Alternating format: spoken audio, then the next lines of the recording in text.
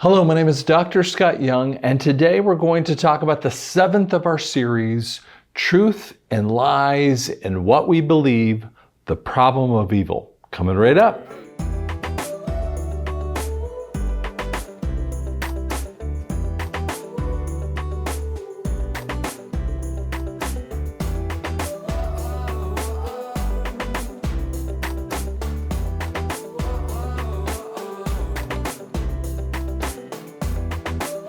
And the problem of evil on our first slide, slide there.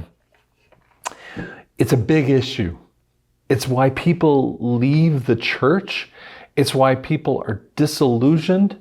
Books and movies have gone over and over this issue, and we feel like there's no answer for that. My son was 6 months old in 1999.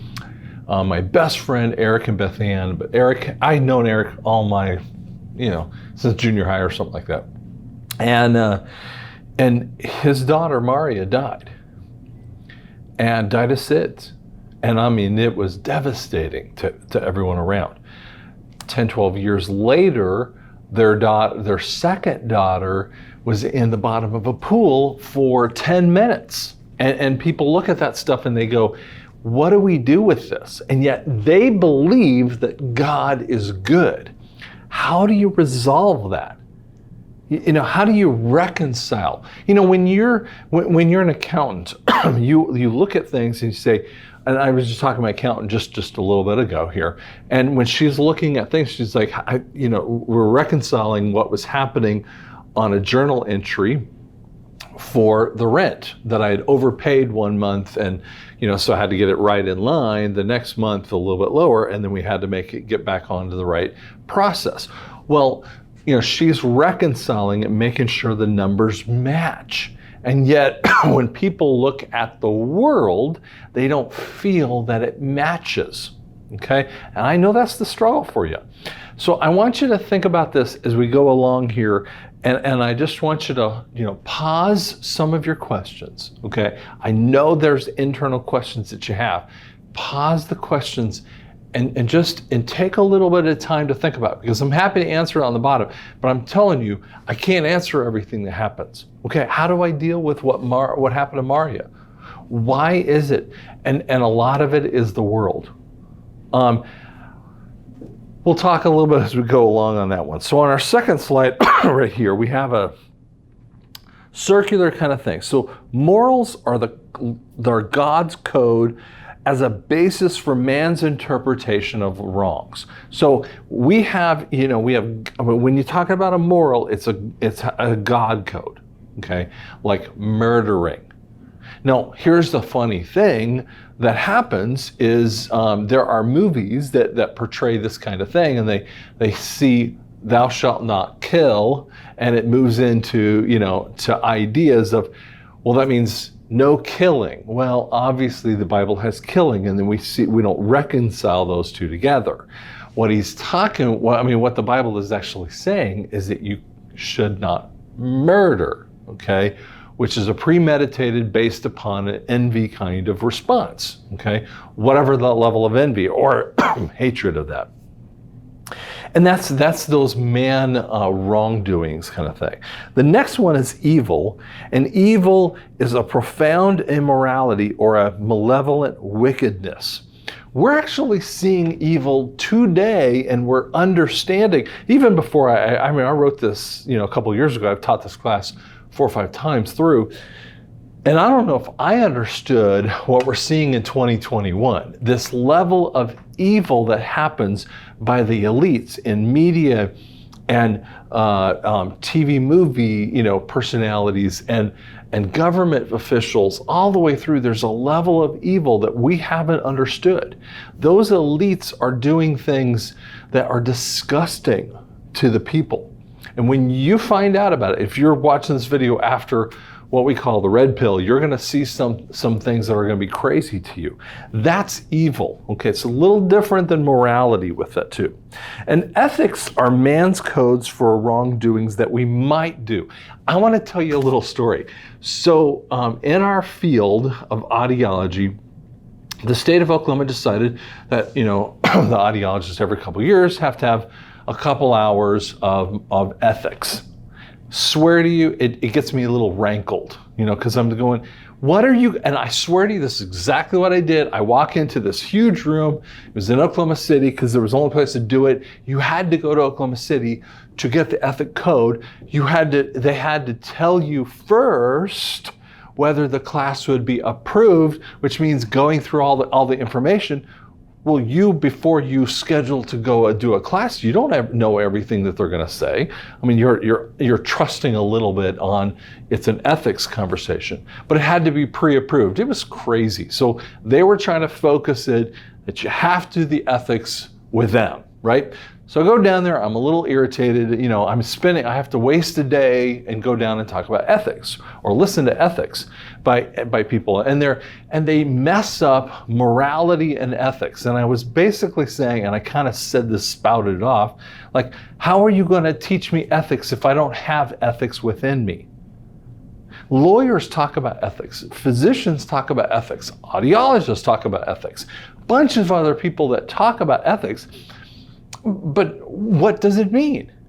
It's bending the rules, and they talk about rules, and those are pragmatic rules. It means, I could come up with a rule. An ethic would be like, you shouldn't do X, Y, and Z, but yet everyone does it. So how does it? Is it an ethical point, or is it just an imaginary boundary? See, you get so confused on this stuff, and it gets you all messed up with morality, and gets you messed up with evil, and people cross-pollinate those words. So you kind of got to keep that in the back of your head with this too.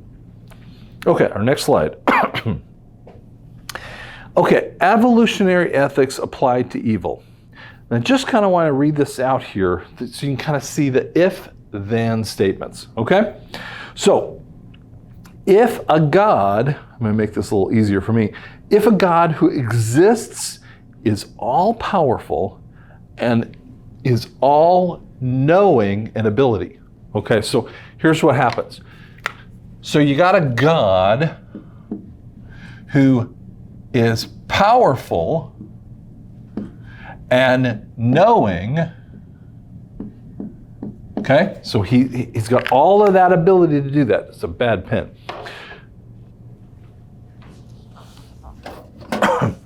Okay, so he's all-powerful and all-knowing, correct?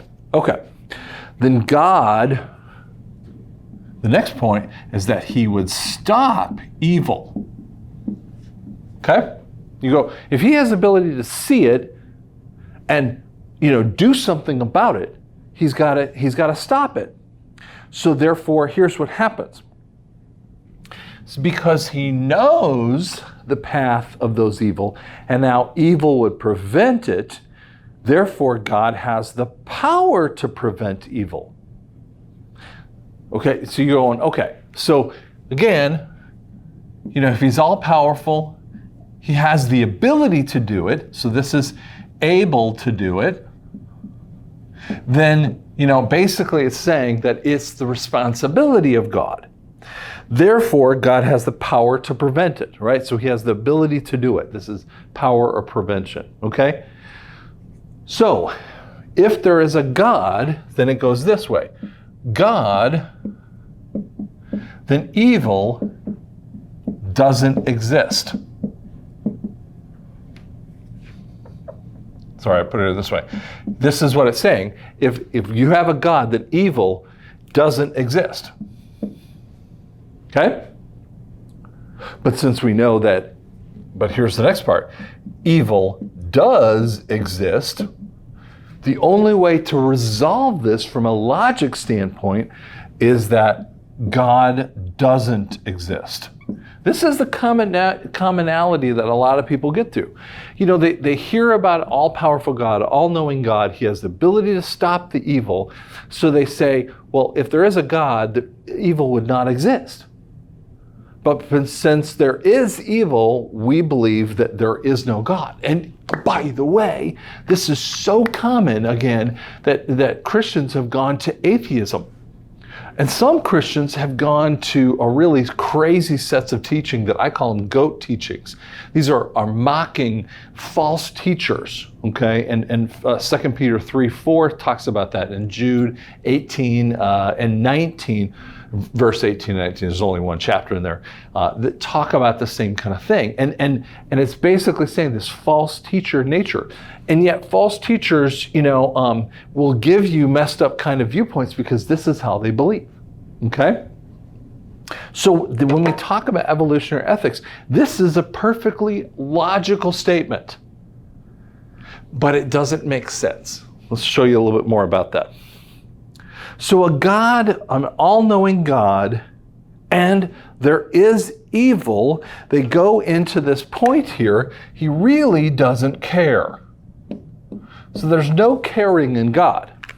And history tells us that, by its own records, that 50% of the world's population die before 12 years old. You're talking about babies. Half of the world is babies over the history of its time frame. Babies are dying. And that's an unfair thing, right? We're talking about the fairness, okay? And then we get into fairness and justice with this kind of thing too. Okay. Why would God make the tree of knowledge of good and evil? Why destroy the earth with Noah's flood? Why disperse the people of Tower of Babel? These and other stories tell us about the wrath of God, but not the love of God.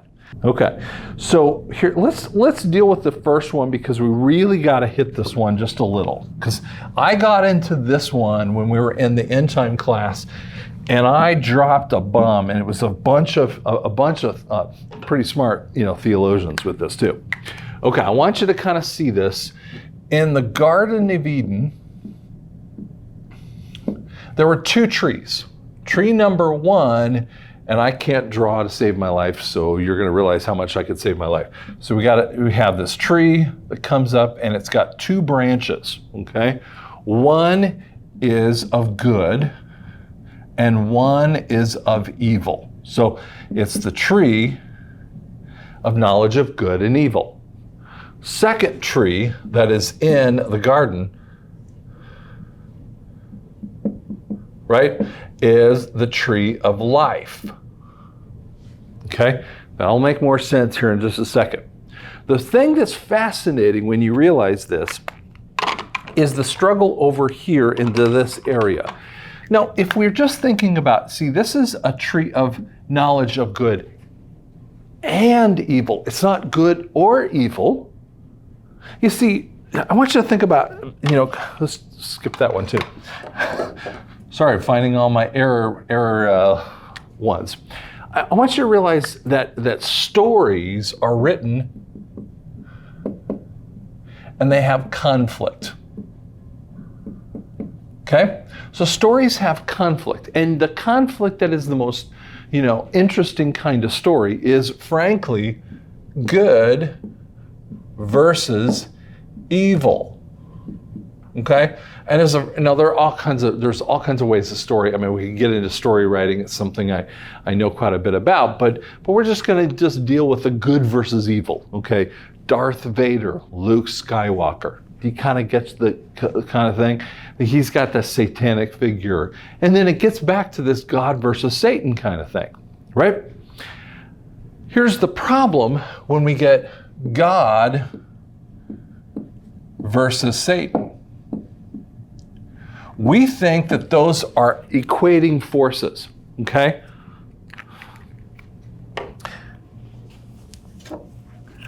The reality is that these are not equating forces.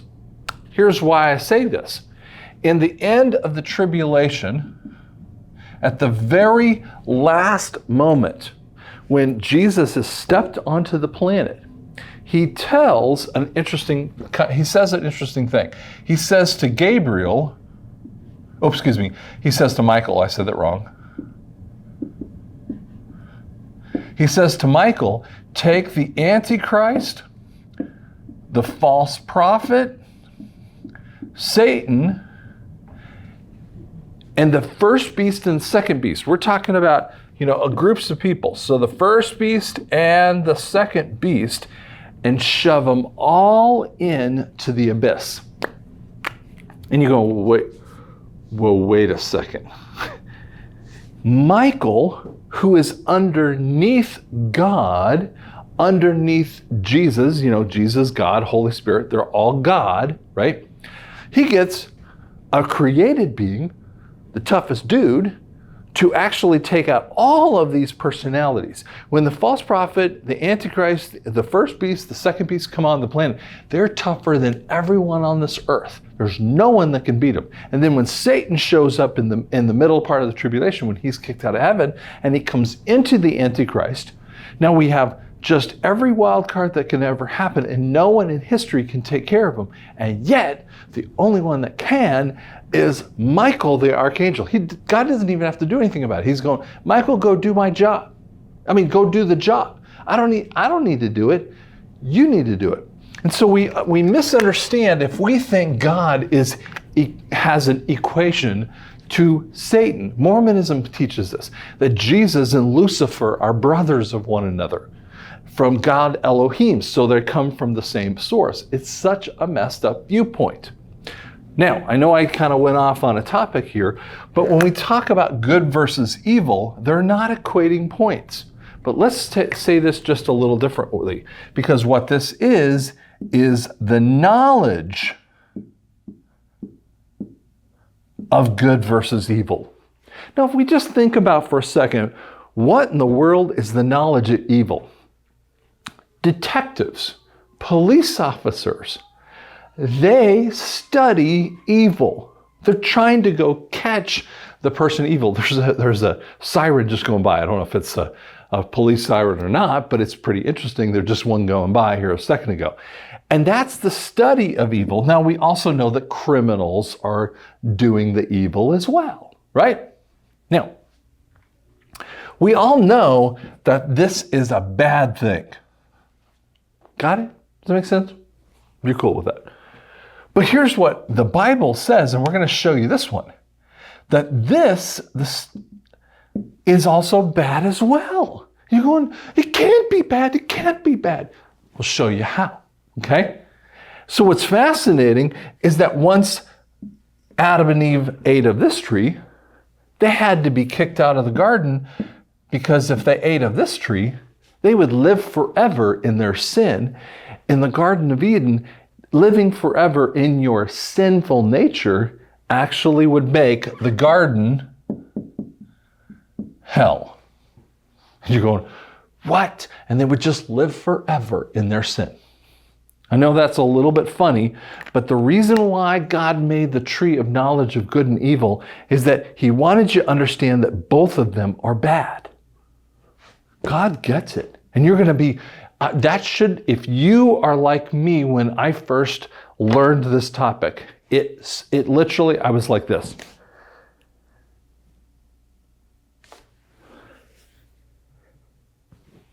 It was blowing my mind.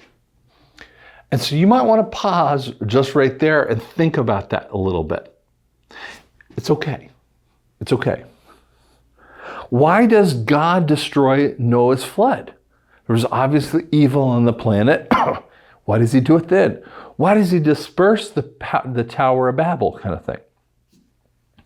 These are issues about his wrath and his response of sin and what they had to do about it. But it is not about his love, and we kind of missed that. Okay, the next slide in there.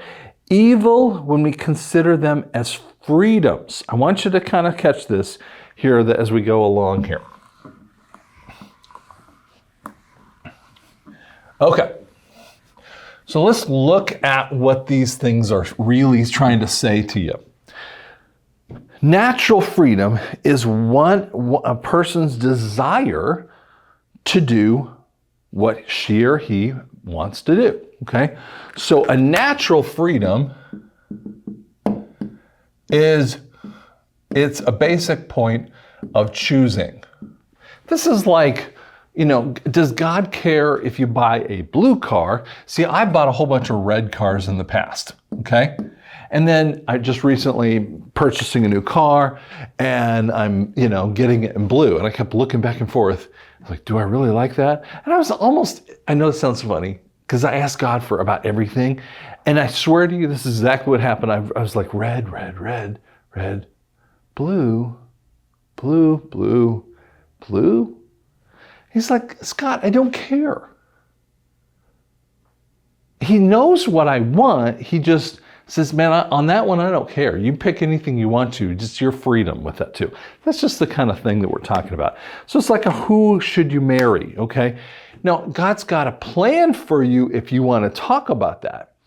He knows what you might like or what you need in that kind of way. But again, those are natural freedoms that we look at. Circumstantial freedom. Freedom in this level is a freedom without coercion or restraint to do as one wills.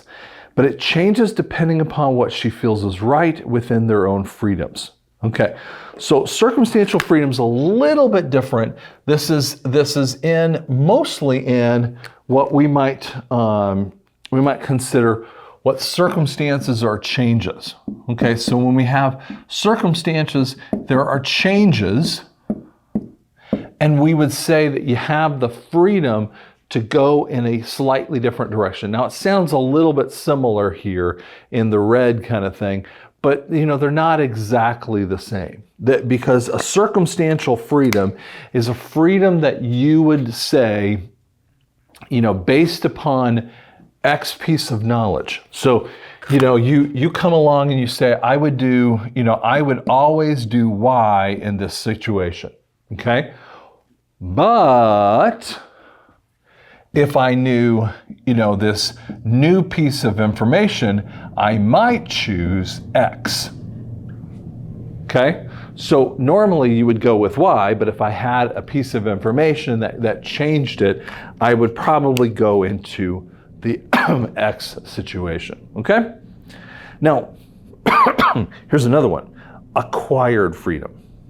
This is how one lives and believes in goodness and wisdom. So I want you to think about acquired freedom is patriotism. In patriotism, this is a person that goes to war realizing that she needs to do something to keep her freedom. It's not like she's doing this out of obligation necessarily, but there's a point of obligation, but not truly there. Her real freedom, this is why World War II is such a messy war to people. They don't understand that the Japanese were obligated to do this because they had to do it for their emperor.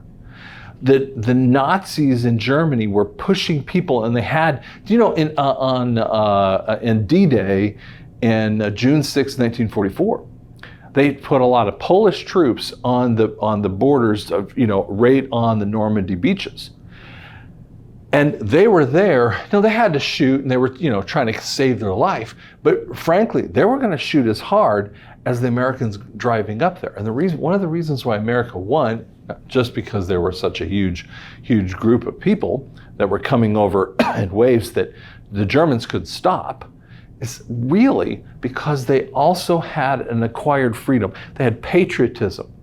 Now, just blind patriotism that you're following because you have to follow, there's a point when everything's going fine, you're okay with that. But when everything goes badly, like it did on the beaches of Normandy, do you know that even down to the privates, they knew the whole objective, so that sometimes when you wanted to have the colonel or the major leading and commanding a big group of people, you could have 1,000 guys that a colonel would actually, a battalion that he's going to lead up. It could have only been a lieutenant or captain who made it onto the beach, and because that lieutenant knew what had to happen, he was able to lead the charge, and that's the acquired freedom that happens. In Germany and a little bit in Italian issues, and with the Japanese issues, because they had to have the top leader tell them what to do, it was not an acquired freedom. But true freedom comes from making morally morally significant choices. That's the freedom to choose the path of the word. Now, everyone has true freedom, but some people don't realize they have true freedom. Now, I know some of you are going, oh my gosh, I'm about ready to turn you off because you're confusing me. I understand.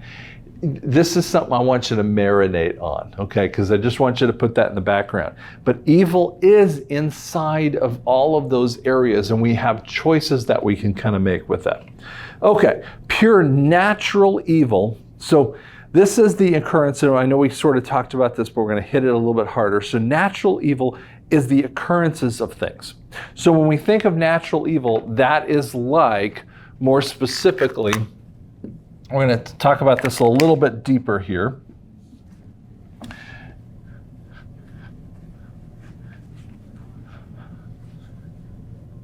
Okay, so natural evil comes when we have cancer. Okay? So when you have cancer, it is just what happens. It's what happens to Eric and Beth Ann when Maria dies of SIDS. There's a natural evil that goes on. And actually, it's interesting that some groups call it karma. You know, that you must have done something in your past life to bring it on you. And a lot of people believe that. You know, you must have sinned in the past that you didn't get forgiveness for. And yet God's going, no. It's a natural evil by living in this world. We all have the ability to die. Everyone partakes in a level or a significant level of natural evil with that too. So is evil the absence of God? And you go, wait a second. Is evil the absence of God? Is it the contrast of God versus good? Is evil the other side of God? And the reality is that evil is on the other side, you know, and it is just an issue that we have to look at here. It's part of what we see in the fabric of things. And it's part of the choices of man. And it's there because of the choice of man. God didn't create it, but he created choice, which creates the point of evil. Again, good and evil are not opposite of one another. Good and evil are striving against sin. So let's explain a little bit more about that. Okay, so we got on this little thing with the just God versus the fair God. Do you know that God is not fair? You're going to go, wait, huh? God is just. He's going to be completely just, but he is not fair, because fair is what man thinks about things. You know, so some people walk around and go, that's just not fair. And if you come up with their answer for fairness, they won't have thought of some of the other issue, right? They're going, if you need to do it this way. And you're like, yeah, but that's not going to be fair for this person. But it's fair for me. Oh, so it's fair for you, but see, justice has to be a one point. That's what morality is.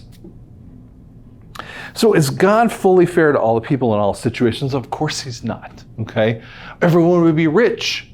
You know, I mean, there's a movie you might want to look at. Is Bruce Almighty, where Jim Carrey gets the powers of God. It's really interesting because it's not a Christian movie, but you're going to kind of catch some of the same conversations they were working with that. And again, that's a no to that one. But since the world has never fully understood what fairness was, they don't have a clue. We really don't have a clue in that way. So how can God be just, fair, and righteous all at once? Can God have a morally good reason to permit evil? See, this is the struggle that we have. And I'm saying rhetorical questions. I'm looking at this going, they're not easily to answer. So let me kind of give you, it's a bit of perspective. Let me erase this thing here. It's a perspective. So when we have perspective, and C.S. Lewis has a really interesting statement, and I'm paraphrasing because I'm not giving the exact words because it was so complicated when you read it. We cannot see a straight line because we're too close to the line. Okay, so there was we had this building that we knew we had the outsides of this location. So we had a location, it was very rectangular in shape, but we were going to do some different things to it. So we had the front office thing right here. We had the waiting room. This is the front door, waiting room, right? And then there was a wall that was here. And then there was another, so this is a lab area right here. Then we went down the hallways, and we had the hallways with all the rooms, right over here, okay? You can see I can't draw to scale, okay? So the patient would have to go this way, then this way, and this way, and then they would go into the rooms or whatever circumstance. Unique kind of thing, but we were trying to do it on purpose. One of the things that I didn't realize, and if I caught it, and see, I have no construction ability whatsoever, okay? When I caught it, I was looking at this line, and it was kind of, I call it curvilinear. I mean, the thing was like going in different areas. There's a thing called a plumb line. What they will do is take a little chalk, pull it straight, and then just kind of snap it. And you have to kind of check it and verify that thing was done correctly. And there's people that do this. I wouldn't be able to do it in a million years. But the guy that built it, he didn't do a plumb line to do this correctly. And you could see that the wall was just a little bit off, and then it waved as it went back because he built room after room without setting the plumb line. And yet we struggle with that kind of stuff because we're not seeing the perspective of it. He was building room, and then a room, and then a room. So when we think about this, we have this small perspective, a Clydesdale kind of view, and we think we've got everything figured out. But we don't realize that God has been looking at this with a historical perspective, with the reality of what he did on the cross, what he did through creation. He's got that full perspective of that. And that's where we get that point of a just God. I want to read you some of the most powerful verses you'll ever see in your life. Romans 14 through 25. For we know that the law is spiritual because I am made out of flesh, sold to the power of sin. For I don't understand what I'm doing because I don't practice what I want to do. I do what I hate. Whoa. Paul, the best Jew you can come up with, a Pharisee, doesn't do what he wants to do. He doesn't even practice it well. Okay? But he does what he hates. And if I do what I don't want to do, I agree that the law is good. You're going, you mean the law is good because the law already is good, but he's not doing the right things, but he's saying he's basically doing by his actions the anti-law, against the law. So now I'm no longer one doing it, but it's the sin in me. For I know that nothing good lives in me, that is, in my flesh. For the desire to do good is with me, but there's no ability to do it. Let's go into this. I swear to you, we were just talking about this. And I know you kind of think I'm circling around, but I'm trying to circle around for a reason. The tree of knowledge of good and evil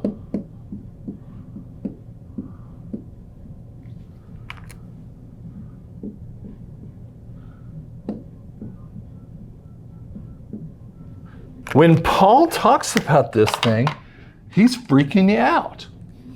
He's saying, I don't understand what I'm doing, but I don't practice what I want to do. And I do what I hate. Well, he hates evil. He does that. So I'm no longer doing it. It's the flesh that is doing it. But here's what he even goes further. Now, we believe the flesh does evil. I get that one. So here's what he's actually saying in this way. But I do not do the good I want to do because I practice things I don't want to do. And if now I do what I do not want to do, I no longer am the one doing it, but the sin living in me. So then verse 21, I discover this principle. When I do what is good, evil is with me. When I do what is good, evil is within me. It becomes circular. Let me give you an example. I get $1 billion, and I'm going to take 100 segments of that $1 billion and give $1 million to 100 different people. Or excuse me, 1,000 different people. Sorry, did my math wrong. You're like, what? That's 100 million. Okay, just catch with me. Okay, so $1 billion, I'm going to take 1,000 people and give them $1 million each. Great. And if the media got a hold of me giving $1 million to this guy, $1 million to that guy, I'm probably giving it to people that really, really need it. Maybe a great ministry, a church, and a couple of them use it really well. But have you seen that person? Have you seen lottery winners? Within a very short time, lottery winners are in bankruptcy, and they're in actually worse shape than they ever were before, because they don't know how to deal with that. And some people will go to the stupid statement and say the person doesn't deserve to have it. No, they didn't know how to do it. It was more of a knowledge thing than, the inability necessarily. They needed, if they understood money and where it was placed, and they had an idea of what real evil and good is, they probably would not have taken the money. So the guy that wants to give, me has $1 billion and I want to give out 1,000 shares of $1 million, I'm probably going to create more evil than I ever realized, because I don't have perspective. Verse 22, for in my inner self I joyfully agree that the law is good. I agree with the law of God. But I see a different law in the parts of me, waging war against the law of my mind, taking me prison to the law of sin to the parts of my body. He's going, hey man, my flesh just is in war. It's in war trying to do, it wants to do this, but it does this, and it wants to do this, but it does this. And then sometimes I actually do that, and then I'm like, oh, I'm horrible, right? Verse 24, but what a wretched man am I. Who will rescue me from the dying body? I thank God through Jesus Christ my Lord. So then, with my mind, I myself am a slave to the law of God, but with my flesh, I am a slave to the law of sin. What he's basically saying is that law is what gets us into this problem, because we have this thing of flesh and we struggle and we make choices. He's talking about these choices that are out there and we try to do them. And if you read closer in Romans 8, 1 and 2, it says, there's therefore no condemnation for those who are in Christ. So he's actually pulls away from this, because what he's going to talk about later is he's going to talk about the law of God that is all good. And there are things that God will tell you to do that will seem evil or seem, in maybe another case, wrong, but God's wanting you to do it, and it is a right thing to do. And that's the thing. Here's a fascinating statement. Friedrich Nietzsche actually said, he understood the death of God meant the destruction of meaning and values. So objective moral values have no meaning outside of God. Meaning, how can you say, if you are an atheist, how can you say that you shouldn't rape someone? Why? How can you do that? You go, wait a second, well, what are you talking about? You say, well, wait, if I don't rape, or if I want to rape, I'm going to do that, correct? Because I feel like doing it. But if you don't believe in God, so how can you come up with a moral compass to that thing? Atheist, answer me. I see atheists ask this, say, yeah, but that's wrong to do. Who says it's wrong? If it feels good to me, I want to do it. And I'm not believing in God, I can do anything I want to. I just don't want to get caught. Right? We go to this extreme. You have to go to that extreme. You're missing it if you're not going to that extreme. Stop misunderstanding this point. You have no ability to create objective morality without the presence of God. He's going, wait a second, you don't get to create law because you're going to do evil when you try to do good.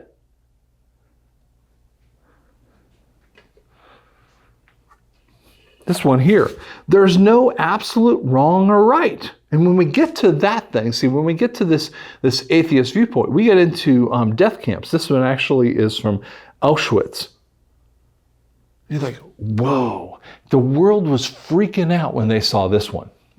The world's going to freak out here real soon. We're in May of 2021 when they see what the elites have actually done that are much worse than this thing right in here. And they don't catch the level of right and wrong because we don't see how deep and wide the evil of man really is. It's inside of us. Romans 3, and they see these little things in the background here. These are shoes. Do you know that in Holocaust Museum, you can see just a whole bunch of shoes? You're like, well, what is that from? A whole bunch of eyeglasses? What is that from? A whole bunch of hair? You know what they would do? They would take the shoes off the people as they came off the trains. And they would take their glasses and their rings and anything of gold value in their teeth.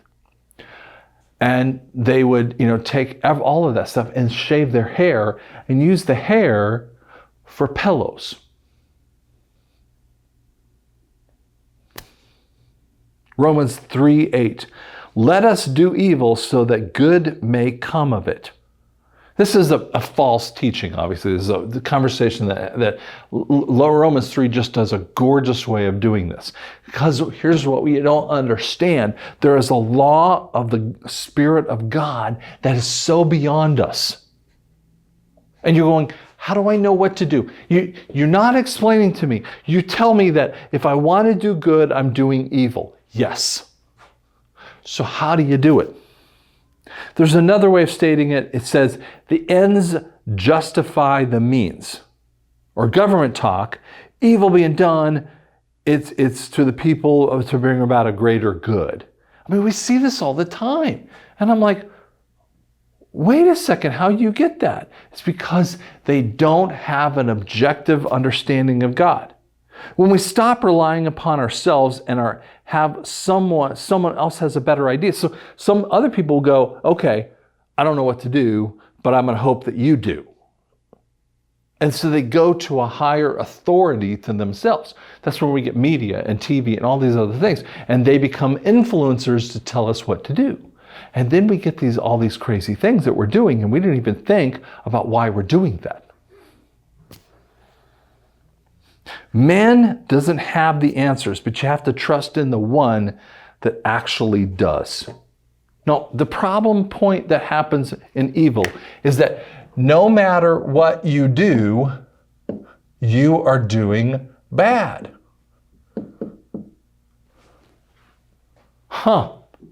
Therefore, how do you do the good? You have to do it through God.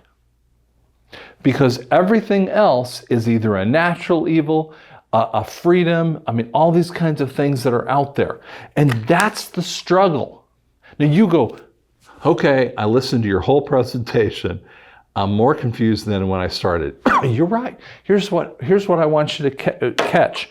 There is one thing out there that you have to see about this, to sum this point up here. To sum it up, to sum it up, doing good is bad.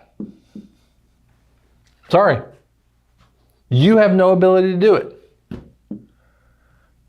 God is the only good out there.